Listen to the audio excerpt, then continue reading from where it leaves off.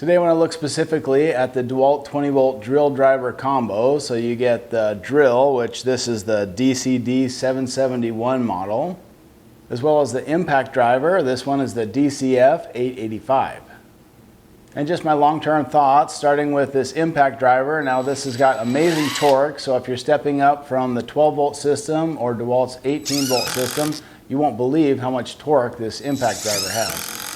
Battery life seems really good, and I like the 3 LED lights on the front, so over the 7 or 8 months that I've had this, it just performed flawlessly.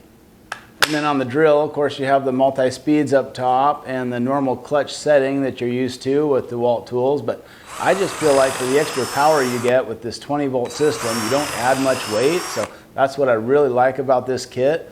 And particularly what made me choose the 20 volt line was there's a couple other tools that I really like that Dewalt has out.